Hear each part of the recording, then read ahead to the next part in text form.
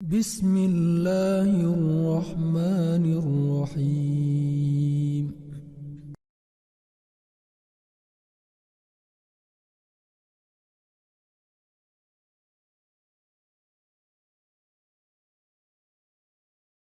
Tema yang diberikan kepada kami adalah mengapa Muhammadiyah tidak bermazhab.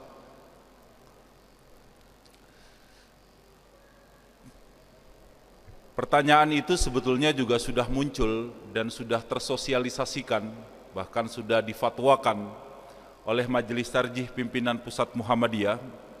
Kalau para jamaah nanti bisa mengakses juga dalam kumpulan tanya jawab agama yang diterbitkan oleh Suara Muhammadiyah, termasuk juga di dalamnya adalah melalui website Tarjih dan website Muhammadiyah kaitannya dengan bagaimana Muhammadiyah kaitannya dengan mazhab dan mengapa Muhammadiyah tidak bermazhab. Pertanyaan ini sebetulnya juga sudah diutarakan sejak tahun 2008 yang sudah terdokumentasikan, yang dalam komisi fatwa kemudian dirumuskan sebagaimana itu menjadi wawasan faham agama dan wawasan manhaj tarjihnya Muhammadiyah kaitannya dengan ajaran pengamalan agama Islam. Yang perlu dipahami adalah menjawab pertanyaan itu, tentu yang perlu kami sampaikan adalah paparan yang sudah tertuang, yang sebetulnya itu juga menjadi wawasan faham kaitannya dengan agama atau din dan kaitannya dengan agama Islam atau dinul Islam, tentang bagaimana Muhammadiyah mendefinisikan agama dan Muhammadiyah mendefinisikan agama Islam, di mana dalam pendefinisiannya itulah yang menjadi dasar wawasan Muhammadiyah tidak bermazhab, di mana agama dalam definisi semua yang disyariatkan oleh Allah Subhanahu wa taala, ma syara'allahu ta'ala, baik itu berupa ketentuan yang berupa perintah, larangan, atau berbagai hal, di mana itu merupakan seluruh ketentuan ajaran Islam. Itulah ad-din yang diturunkan oleh Allah Subhanahu wa ta'ala. Kemudian dalam definisi yang khusus, dinul Islam adalah sebagai agama yang disyariatkan oleh Allah Subhanahu wa ta'ala kepada Nabi, mulai dari Nabi Adam, Nuh, Hud, tentu dalam definisi agama yang secara umum, tapi agama Islam adalah agama yang diturunkan oleh Allah kepada Nabi Muhammad sallallahu alaihi wasallam, di mana agama di sini bersumber dari Al-Qur'an dan As-Sunnah. Dari wawasan inilah yang kemudian Muhammadiyah melalui manhajnya merumuskan bahwa Muhammadiyah tidak mengikatkan diri kepada suatu mazhab, tetapi Muhammadiyah pendapat-pendapat mazhab tadi tetap bisa dijadikan bahan pertimbangan dalam menentukan hukum, sepanjang tentu sesuai dengan jiwa Al-Quran dan As-Sunnah atau dasar-dasar lain yang dipandang kuat. Nah, inilah wawasan penting. Maka nanti ketika Bapak Ibu semuanya merujuk pada wawasan tarjih, ada satu kaitannya dengan faham agama, di mana tarjih memahami agama adalah semua yang disyariatkan Allah berupa perintah dan larangan dalam definisi adalah agama Islam yang diturunkan kepada Nabi Muhammad yang bersumber dalam Al-Quran dan As-Sunnah, maka oleh karena itu Muhammadiyah melalui wawasan faham terhadap agama dan agama Islam tidak mengikatkan diri kepada mazhab, tetapi pendapat-pendapat mazhab tetap dapat dijadikan pertimbangan dalam menentukan hukum sepanjang sesuai dengan jiwa Al-Quran dan As-Sunnah dan dasar-dasar lain yang tentu dipandang kuat. Nah, dari sini tentu kita bisa pahami bagaimana Muhammadiyah itu menggunakan prinsip manhaji, bukan madhabi. Bagaimana Muhammadiyah merumuskan manhaj dan metode berinteraksi dengan Al-Quran, berinteraksi dengan hadis, dan kemudian menjalankan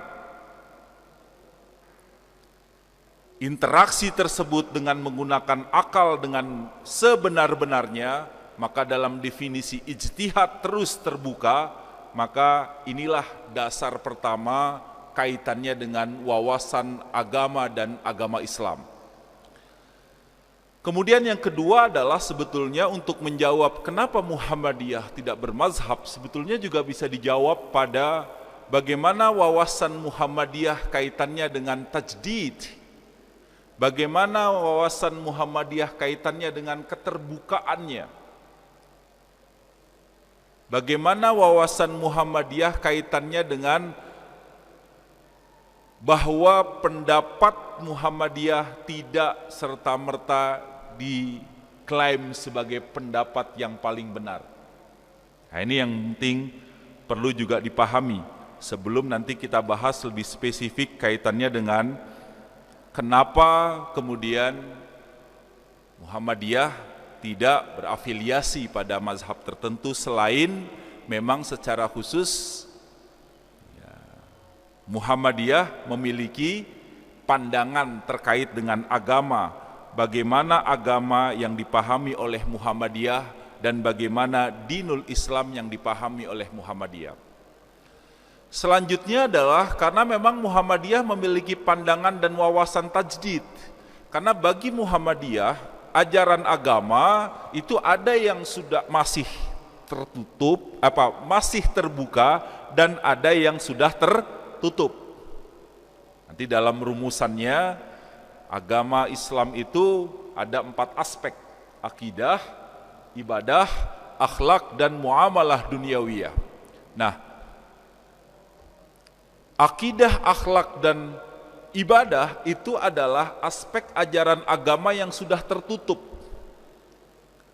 Tapi ada aspek ajaran agama yang masih terus terbuka, yaitu adalah muamalah duniawiyah.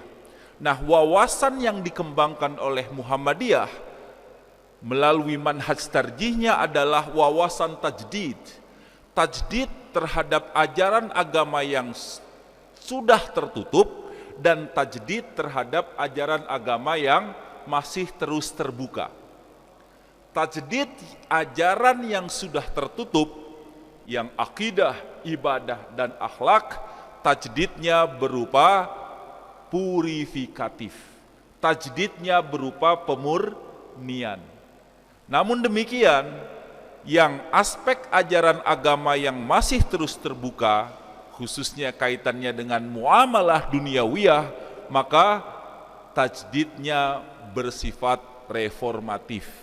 Tajdidnya bersifat terus berupa pembaharuan, sehingga ajaran yang kaitannya dengan muamalah duniawiyah itu adalah kaitannya dengan ajaran yang bersifat dinamis. Nah, ini yang penting harus kami sampaikan.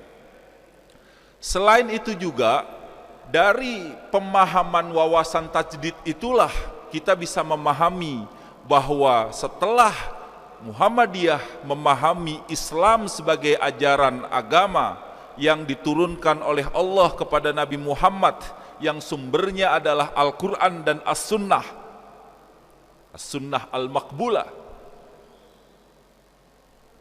ajaran-ajarannya tadi itu ajaran-ajaran yang berwawasan tajdid, ajaran yang sudah tertutup yang berupa akidah, ibadah dan akhlak dimurnikan semurni-murninya. Namun ajaran yang bersifat muamalah duniawiyah maka direformasi atau didinamisasikan. Nah, ini yang penting. Selain itu juga ada wawasan yang kaitannya dengan toleransi dan keterbukaan. Wawasan toleransi dan keterbukaan ini menjadi penting karena memang dalam memahami ajaran agama bisa jadi ditemukan adanya perbedaan. Maka wawasan yang kaitannya dengan bagaimana pengamalan dan pemahaman melalui majnahas tarjihnya kaitannya dengan Al-Quran maupun As-Sunnah itu tentu didasari dengan wawasan senantiasa terus terbuka. Terbuka dalam hal-hal yang baru, terbuka ketika ada yang memang ditemukan hal-hal yang salah atau ada yang mengkritisinya. Termasuk juga di dalamnya adalah toleran dalam hal kaitannya dengan dia menerima pandangan-pandangan lain yang berbeda. Karena jelas pasti terjadi adanya perbedaan, pasti ada terjadinya interpretasi, maka ada wawasan toleransi ini menjadi hal yang sangat penting untuk juga terus dikuatkan di dalam pemahaman dan pengamalan ajaran Islam tadi. Artinya putusan-putusan keagamaan Muhammadiyah yang difatwakan atau diputuskan oleh majelis tarjih tidak diklaim atau tidak dianggap itu paling benar dan yang lain itu salah. Tidak. Tapi keputusan tarjih itu tentu setelah dimulai untuk dirundingkan sampai kemudian ditetapkan tidak ada sifat yang berlawanan, maka kemudian keputusan itu dilakukan. Namun ketika ada keputusan yang berlawanan dari yang lain, maka kembali kepada wawasan yang kaitannya dengan tadi. Nah, kembali kepada yang terakhir inilah yang menjadi setelah Muhammadiyah memiliki pandangan terhadap agama dan agama Islam. Muhammadiyah memiliki wawasan tajdid, terbuka dan toleran, maka Muhammadiyah menyampaikan bahwa wawasannya tidak berafiliasi pada mazhab.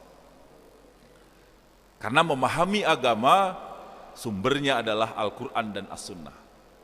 Memahami agama harus didasari dengan semangat tajdid, maka harus ada semangat purifikatif untuk hal yang sudah tertutup dari perkembangan, harus bersifat dinamis kalau hal-hal yang terus dilakukan pengembangan dan pengembangan. Banyak saya pikir contoh yang dilakukan oleh Muhammadiyah, seperti halnya penggunaan metode hisab, seperti halnya kemudian berkaitan dengan hal-hal yang itu dirasa bagi Muhammadiyah bersifat reformatif. Nah, dari sini saya ingin sampaikan bahwa sesuai dengan apa yang menjadi rumusan dan manhaj tarjih, maka Muhammadiyah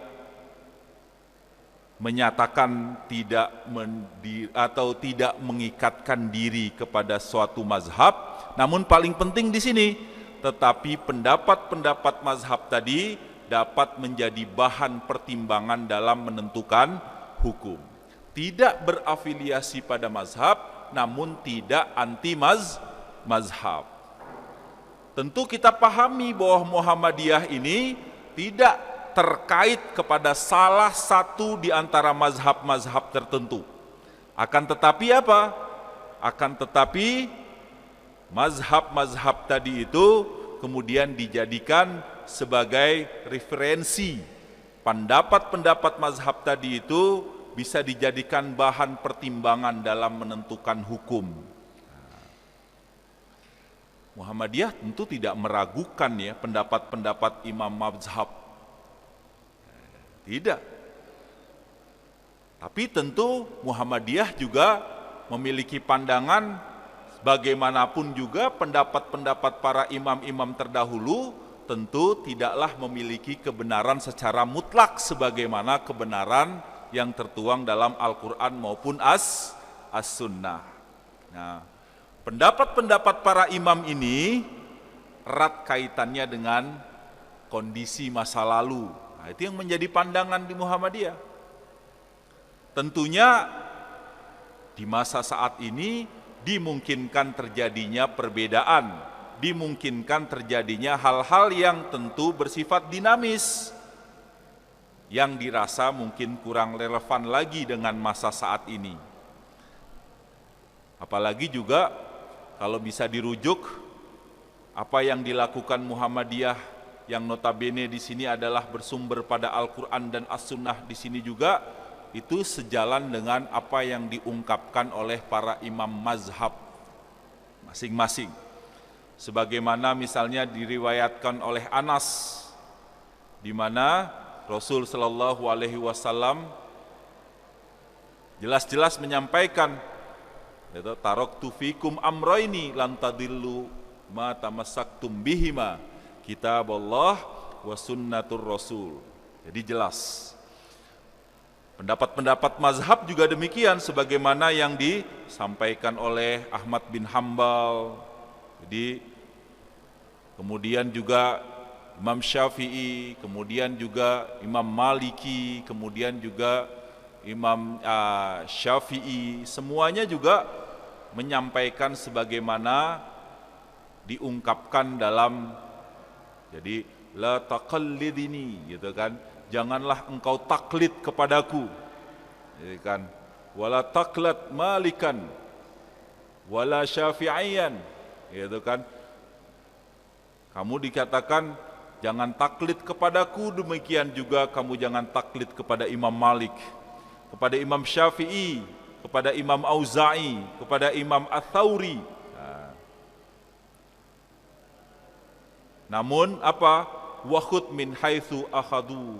Namun ambillah atau ikutilah di mana mereka atau imam-imam tadi itu mengambil, atau yaitu Al-Quran dan As-Sunnah. Jadi ini hal yang sangat penting untuk kami sampaikan. Singkatnya, dalam rumusan fatwa, tidak mengikuti para mazhab-mazhab tertentu itu bukan berarti tidak menghormati pendapat-pendapat imam fuqaha atau imam mazhab. Namun hal ini justru bisa dijadikan referensi atau bahkan justru menjadi langkah awal untuk menghormati mereka karena mengikuti metodenya, mengikuti jalan hidup mereka serta melakukan pesan-pesan mereka untuk tidak taklid terhadap mazhab. Jadi sebenarnya hal yang penting yang perlu diikuti adalah bagaimana menggali pendapat-pendapat itu dari sumber aslinya, yaitu Al-Quran dan As-Sunnah. Tentu As-Sunnah yang sahihah atau As-Sunnah al-Maqbulah. Inilah satu jawaban penting. Bapak Ibu jamaah salat zuhur rahimakumullah, untuk menjawab mengapa Muhammadiyah tidak berafiliasi pada mazhab, karena memang wawasan Muhammadiyah kaitannya dengan agama dan agama Islam adalah agama yang berisi perintah dan larangan serta ketentuan-ketentuan dari Allah yang sumbernya adalah Al-Quran dan As-Sunnah.